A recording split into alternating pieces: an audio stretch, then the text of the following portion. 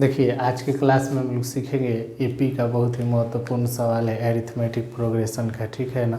अब इसमें हम लोग सीखते हैं कि कैसे हम नेक्स्ट सवालों को बनाएंगे, ठीक है ना। कह रहा है किसी एपी का 7वां पद 20 और 13वां पद 32 है। एपी हमको क्या करना है, निकालना है। किसी एपी का 7वां पद 20 और 13वां पद 32 है। एपी क्या करे, ज्ञात करें। देखिए बेसिक कॉन्सेप्ट से हम लोग जानते हैं कि जैसे दिया है 2 4 6 8 डैश डैश डैश, इस तरह का जो भी हो वो किस में होगा, एपी में होगा। तो कैसे जानेंगे, तो एपी समान अंतर, तो यहाँ से T2 माइनस T1 करेंगे बराबर T3 माइनस T2 करेंगे बराबर T4 माइनस कितना करेंगे, T3 करेंगे। तो 4 माइनस कितना 2, और यहाँ पे 6 माइनस 4 बराबर 8 माइनस कितना 6, यहाँ भी 2 बराबर यहाँ भी 2 और यहाँ भी कितना 2। तो समान अंतर, इसका जो कॉमन डिफरेंस आया है वो कैसा आ गया, बराबर आ गया। अब हम लोग एपी में ये भी जानते हैं कि ये हमको क्या मिल गया, सी डी मिल गया, कॉमन डिफरेंस या सिर्फ डी बोलते हैं, संपादांतर या समान अंतर होता है। अब देखिए अब इसमें एक चीज़ होता है ए का मतलब होता है प्रथम पद। ए का मतलब क्या होता है, प्रथम पद, जो हमारे पास दिया हुआ है कितना 2।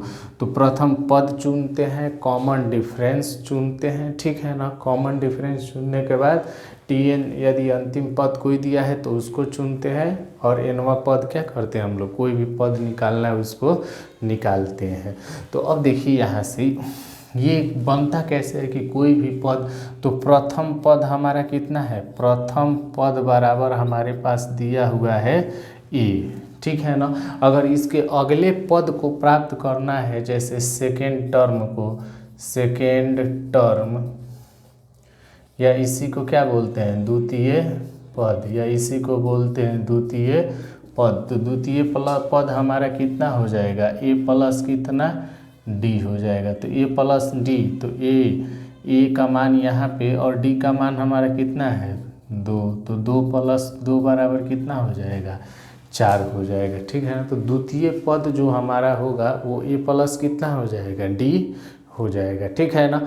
तो अब देखिए अब कहता है कि इतना बेसिक कॉन्सेप्ट से यदि हम लोग निकाल लेते हैं, तो कह रहा है कि इस सवाल को यदि बनाना है तो कैसे हम इस सवाल को क्या करेंगे, बनाएंगे, ठीक है ना। तो आइए अब इस सवाल को हम लोग बनाते हैं और देखते हैं।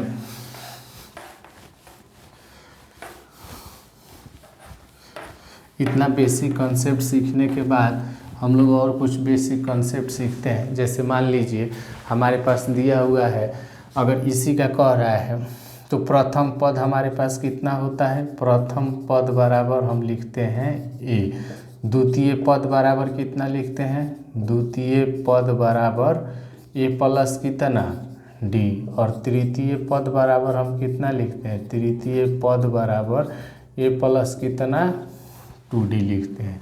तो इससे हमको पता चल रहा है कि जब प्रथम पद द्वितीय पद तृतीय पद लिखते जा रहे हैं तो हम क्या कर रहे हैं कि पहले में d नहीं है, दूसरे में 1d, तीसरे में कितना 2d, मतलब एक एक d क्या है, कम है, ठीक है ना।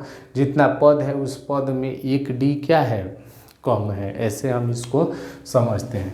तो इसका यदि हम लोग सॉल्यूशन लिखेंगे इस सवाल का, तो सॉल्यूशन जैसे ही लिखते हैं तो सॉल्यूशन में कह रहा है कि सीएपी का 7वां पद 20 और 13वां पद 32 है। एपी को क्या करना है, हमको ज्ञात करना है। तो लिखेंगे कि माना कि एपी का प्रथम पद बराबर कितना हो जाएगा ए, तथा सार्वअंतर बराबर डी। माने कि एपी का प्रथम पद ए तथा सार्वअंतर कितना दिया हुआ है, डी दिया हुआ है। तब लिखेंगे प्रश्न से, तब प्रश्न से कितना हो जाएगा हमारे पास ए प्लस 7वां पद दिया हुआ है, कौन सा पद 7वां, तो उसके लिए लिख सकते हैं ए प्लस कितना 6d बराबर 20। इक्वेशन नंबर कितना फर्स्ट हो जाएगा यहाँ से। और फिर लिखेंगे कि 7वां पद अब 13वां पद बराबर हो जाएगा a प्लस 12d बराबर कितना 32। इक्वेशन नंबर कितना 2 हो जाएगा। ठीक है ना। अब यहाँ से लिखेंगे समीकरण 1 तथा कितना से, समीकरण 1 तथा 2 से, समीकरण 1 तथा 2 से लिखेंगे। अब एक समीकरण 1 कितना है a प्लस 6d बराबर 20 और 2 कितना a प्लस 12d बराबर कितना 32। इतना हम लोग लिख दिए। अब इसको कटाएंगे माइनस, तो ये कट गया, ये माइनस होगा कितना -12d बराबर कितना -12 हो जाएगा। -12 नहीं, यहाँ पे 6 होगा, तो माइनस से माइनस कट गया और 6 से 2, d बराबर हमारा कितना आ गया 2 आ गया। d बराबर कितना आ गया 2 आ गया। ठीक है ना। तो d बराबर यहाँ हमको 2 मिला है। अब क्या करते हैं हम लोग, d बराबर जैसे ही 2 मिला तो अब इस d का मान समीकरण 1 में रखने पर, समीकरण किस में रखने पर 1 में रखने पर। ठीक है ना। यहाँ पे जो हमारा मान है d बराबर कितना है, यहाँ पे जो मान आया है d बराबर 2 आया है। ठीक है ना। अब समीकरण 1 में d का मान समीकरण किस में रखने पर 1 में रखने पर, तो a प्लस 6 गुणे d बराबर कितना 2 बराबर 20, तो a प्लस 12 बराबर कितना 20, तो a बराबर कितना हो जाएगा 20 माइनस 12, तो ये बराबर कितना हो गया हमारे पास 8 हो गया।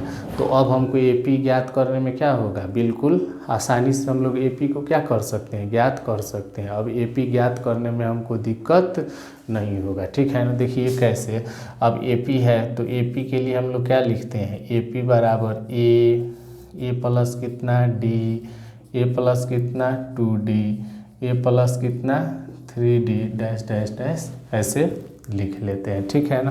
तो a का मान हमारे पास कितना आ गया है 8, a प्लस d, तो 8 प्लस d का मान 2, 8 प्लस 2 गुणे कितना 2 प्लस, अब अगला लिखेंगे तो 8